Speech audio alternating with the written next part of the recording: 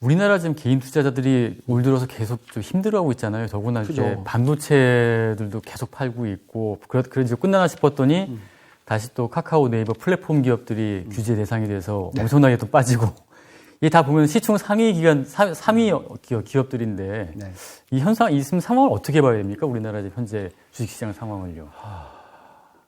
그러니까 약간의 과거의 레거시에 따른 그 마지막 어떤 리주얼이라고 하나요? 그러니까 영어로는 리주얼이고 잔존되는 어떤 레거시 정도? 그러니까 왜 그러냐면 이런 거죠.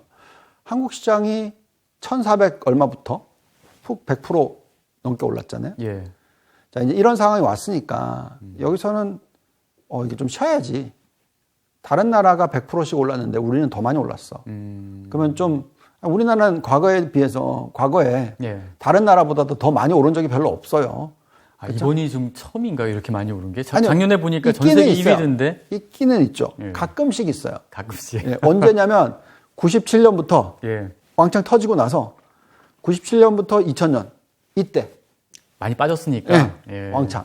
우리나라도 좀 마찬가지 1,400까지 빠졌으니까 정말 많이 빠졌었잖아요. 그러니까 왕창. 그래서 요것만 보고 있으면 이제는 좀 쉬어야지 하는 레거시가 있는 거죠.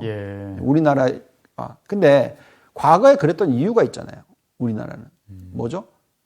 지배구조 문제. 우리나라는 배당 성향이 낮아요. 그렇죠. 그리고 우리나라는 지배구조 문제가 있기 때문에 항상 이건 주식을 할 환경이 아니다. 이런 얘기를 맨날 들었거든요. 저는 외국인들하고 투자자들을 많이 만나면 정말 많이 만났죠, 제가. 그래서 그런 어떤 인식이 있다 보니까 외국인들은 파는 거죠. 아직까지도 그런 지배구조에 대한 외국인들의 인식이 안 변했나요? 변하고 있는데 시간이 걸리는 거죠. 그게 사람이 이렇게 쉽게 변하는 아니잖아요. 뭔가 큰 이벤트가 터져야지 변하는 거잖아요. 근데 지금 저는 큰 이벤트가 터졌다고 생각해요. 그래서 변할 거라고 생각합니다. 재벌이 변하고 있어요. 왜? 삼성전자가 변했으니까. 언제 삼성전자가 배당 성향이 50%가 됐었어요. 그런 적이 없거든요, 과거에. 처음이죠. 최근 몇 년간. 그럼 이제 그거에 대한 인식이 바뀌는 거죠. 근데 삼성전자가 했다고 해서 다른 데가 하나요? 아직 안 해요. 심지어는 자꾸 문제가 터지잖아요. 뭐 LG그룹도 그랬고 뭐 자꾸 문제가 터지잖아요. 아직까지도. 그러니까 확연하게 배당 성향이 확 올라간 게 삼성전자를 제외하고는 아직까지는 인식이 별로 없는 거죠. 그래서 그 레거시가 있는 겁니다. 근데 저는 이렇게 생각합니다. 삼성전자가 그렇게 변해가고 있는데 다른 그룹들이 변하지 않는다고요? 그럼 도태됩니다. 그래서 같이 변할 거라 생각하고 있고 그 과정에서 실질적으로 한 번의 레벨업이 충분히 있을 수 있다고 생각해요. 우리나라의 지금 이익 증가율이 전 세계의 평균 한 50%에서 60% 돼요. YOY로 작년 동기 대비해서. 우리나라는 그것보다 훨씬 높습니다. 거의 70%대 후반입니다. 훨씬 높죠. 그러니까 그 정도 이익이 늘어난 거는 당연히 주가가 더 많이 올라야 되는 이유죠. 근데 중요한 것은 주가가 많이 올라야 되는 이익이 늘었는데 배당 성향이 30%밖에 안 되면 15%밖에 안 되면 그럼 더 오를 이유가 없어지는 거잖아요. 지켜보겠다는 얘기죠. 근데 그게 언제 결정이 납니까? 12월이 지나면 결정이 나죠.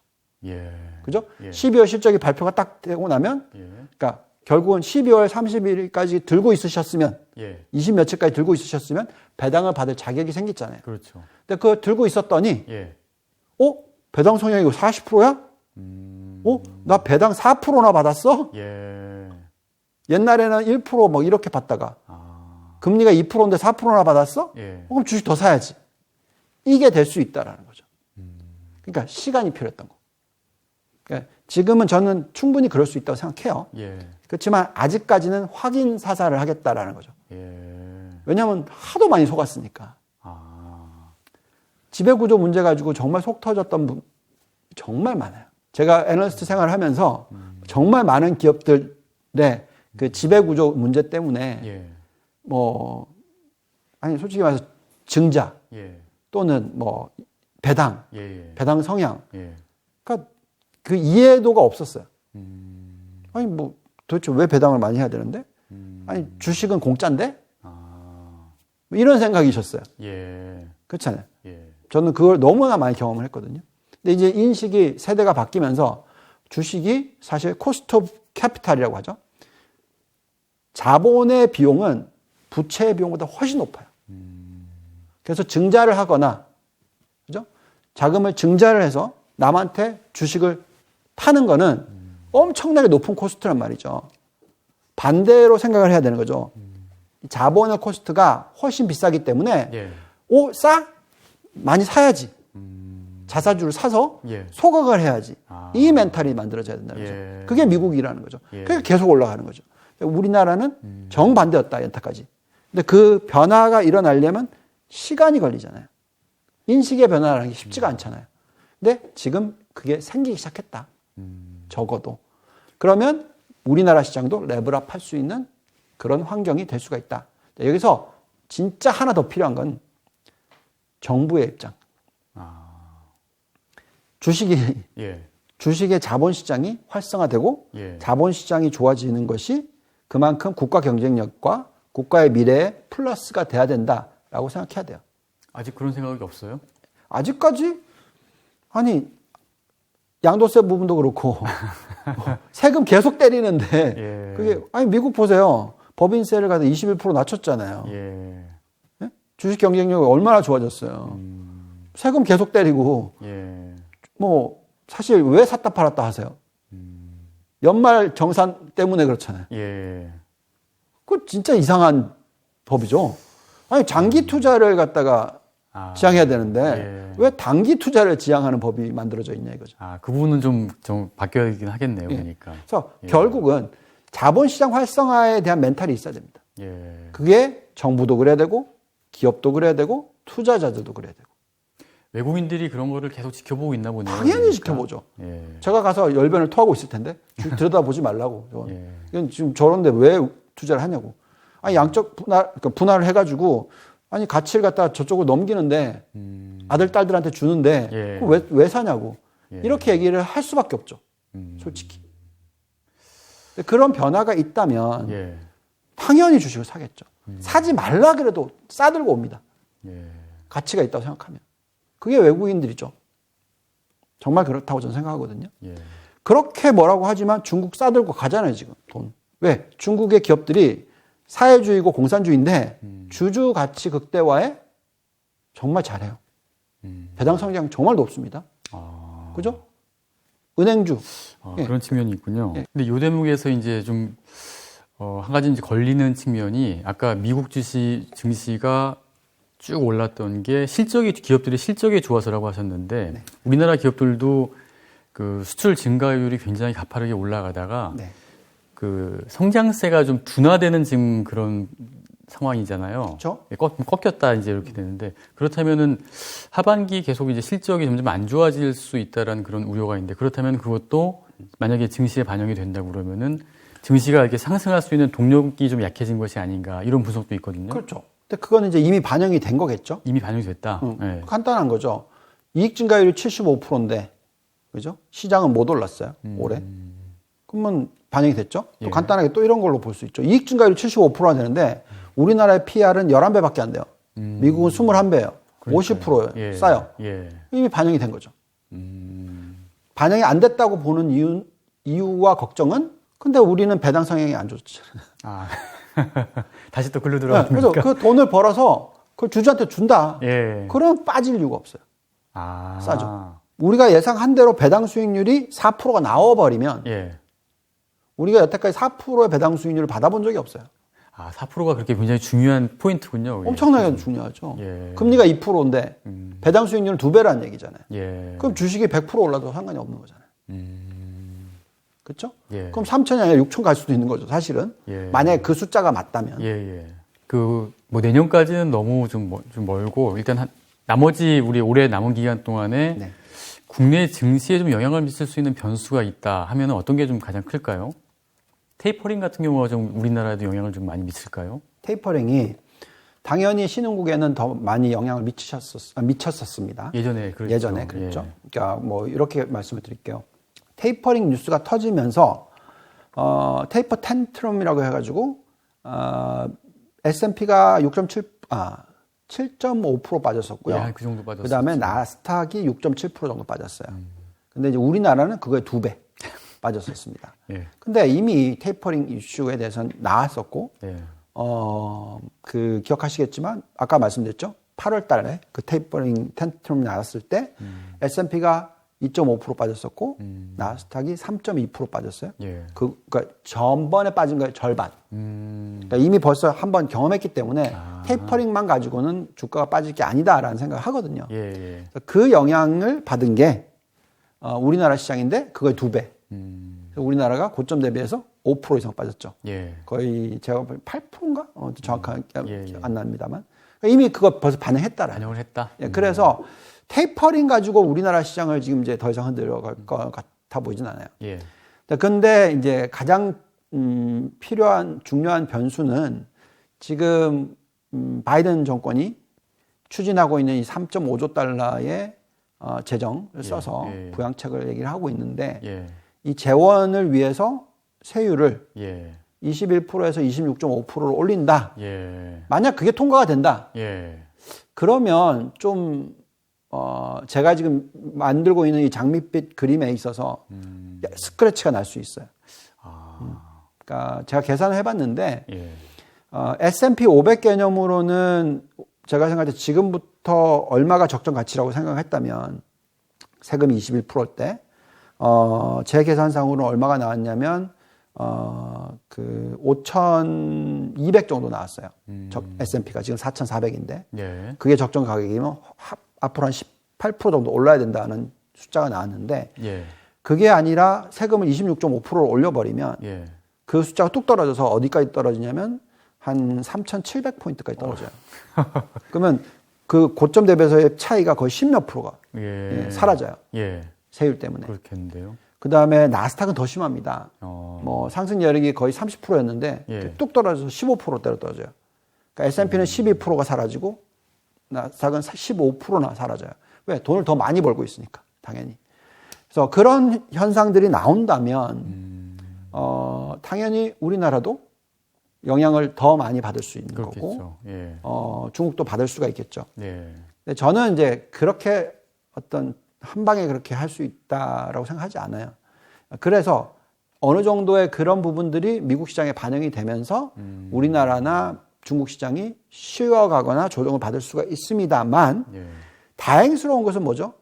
미국이 저렇게 조금 최근에 빠지고 있는데 한국과 중국 시장이 안 빠지잖아요. 그러니까 또 말씀드리지만 이건 미리 반영을 했다.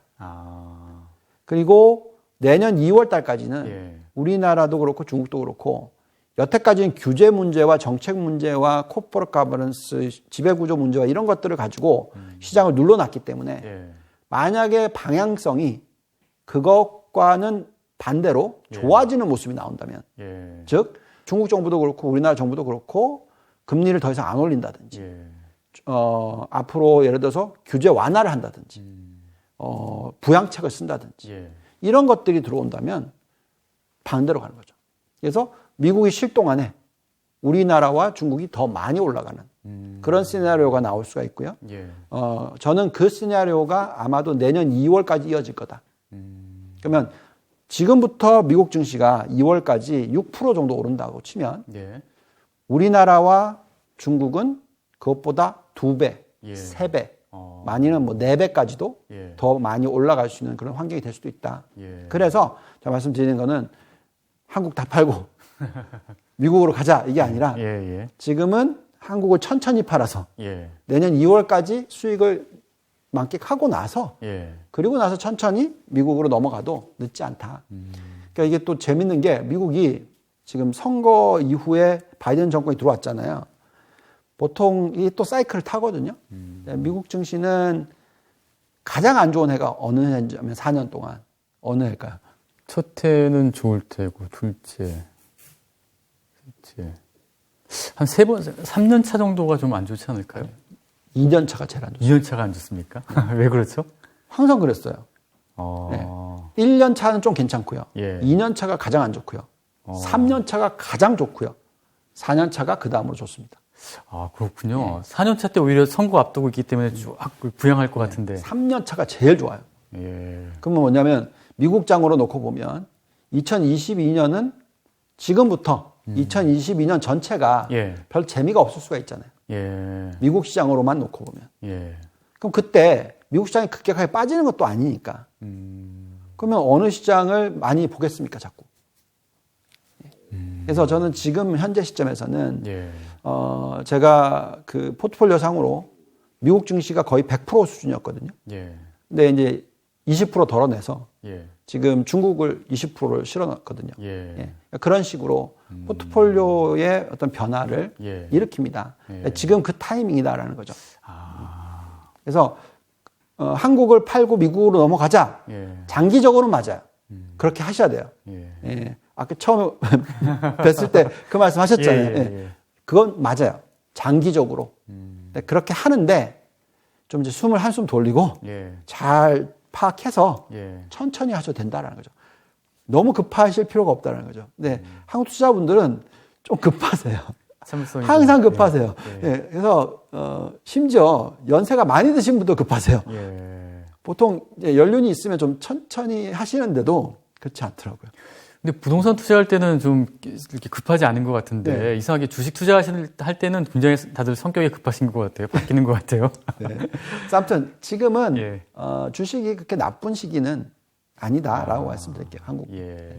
근데 우리나라 같은 경우는 지금 이제 최근에 들어오는 변수가 가계부채가 워낙 급등하다 보니까 그 금융 당국에서도 좀 상당히 여기에 대해서 금융 불균형 뭐 이렇게 얘기하면서 이걸 잡기 위해서 대출 규제도 하고 기준금리도 벌써 이미 한 번 올렸지 않습니까? 그래서 이런 이 두 가지가 계속 좀 변수가 될 것 같은데 어떻게 좀 전망하세요? 그러니까 가계대출 비율이 높다라는 것은 부동산이나 예. 또는 내수 시장과의 연결이 돼 있는 거잖아요. 예, 그렇죠. 근데 우리나라의 지금 기업들 중에서 이렇게 지금 이익이 많이 늘어난 것들을 봤었을 때 네. 내수 시장이 좋아서 그건 아니잖아요.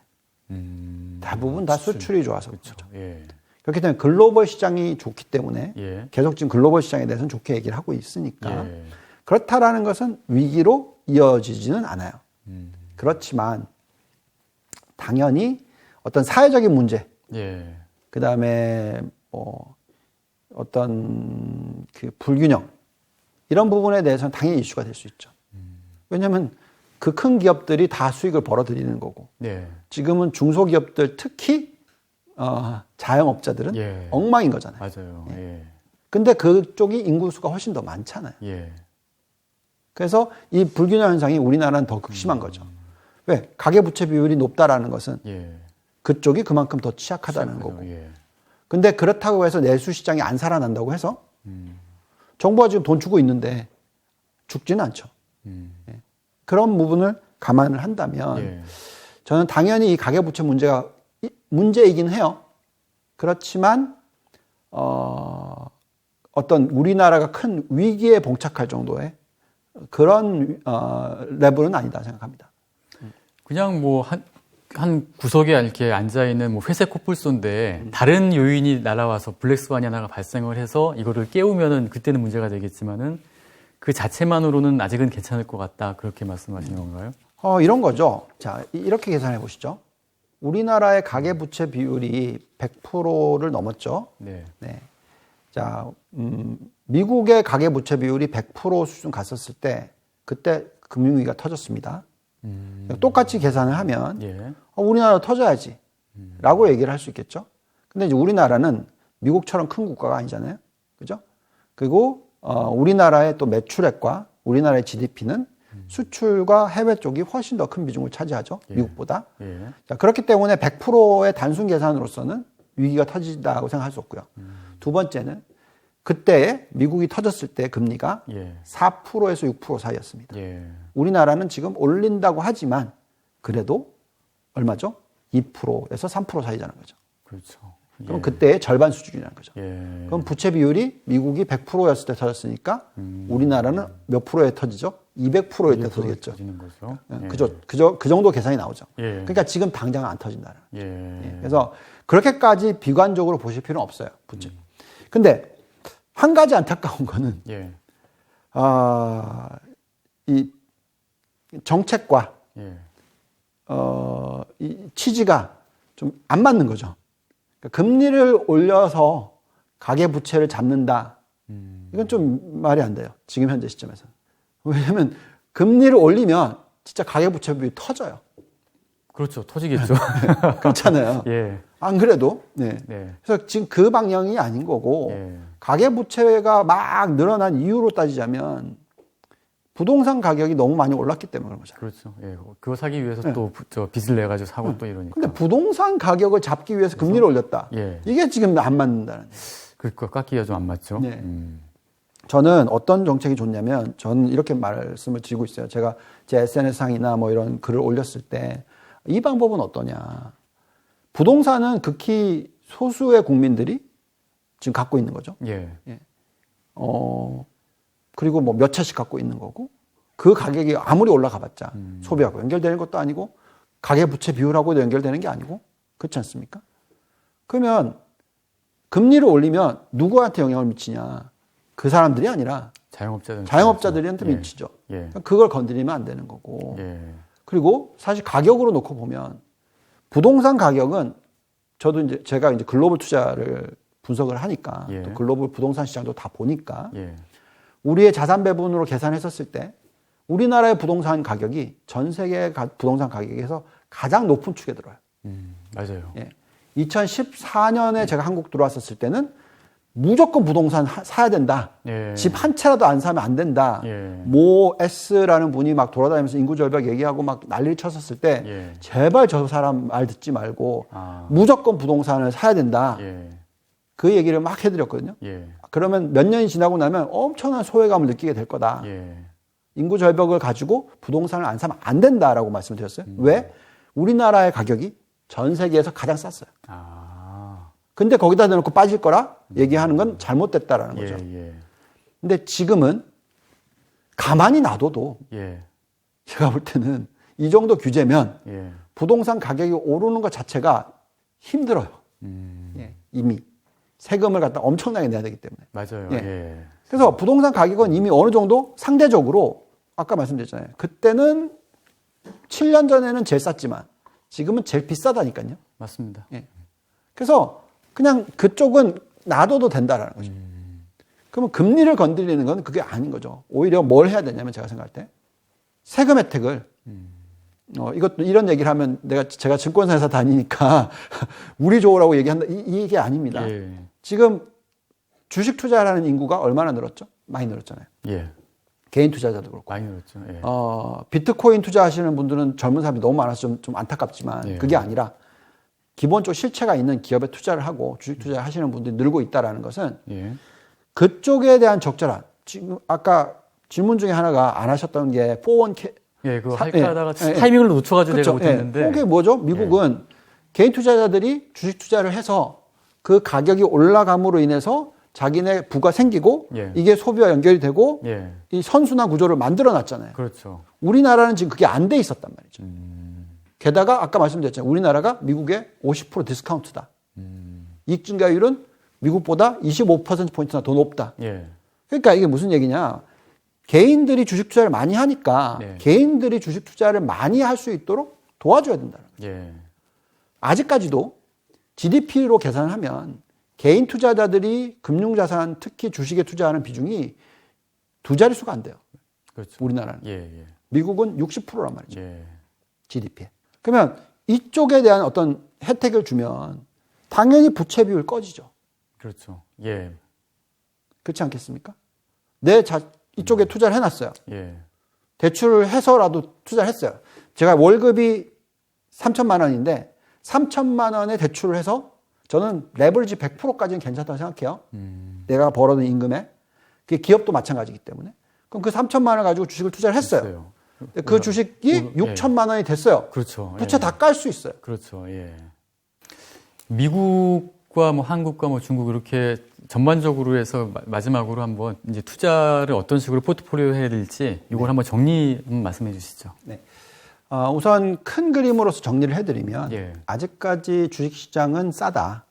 전 세계적으로.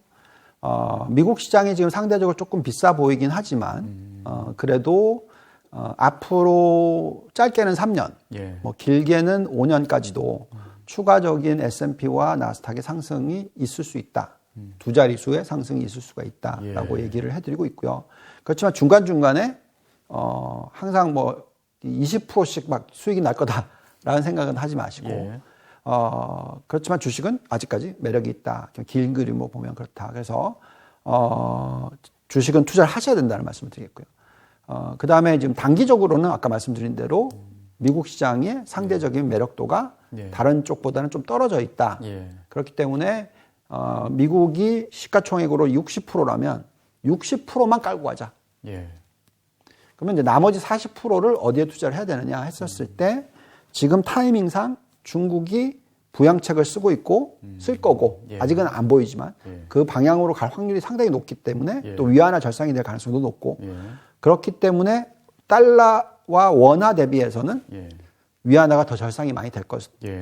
때문에 우리는 이쪽에 근데 묻어두는 투자가 아니라 샀다가 팔았다 할 수 있는 쪽으로 단기간 그런 쪽으로 네. 한 중국 20% 정도 투자를 하는 것도 적절하다. 예. 그다음에 나머지 뭐 10%나 뭐 봤었을 때 다른 국가들을 보면서 또 종목을 골라내면서 투자를 하자라고 예. 얘기를 해드리겠고요. 예.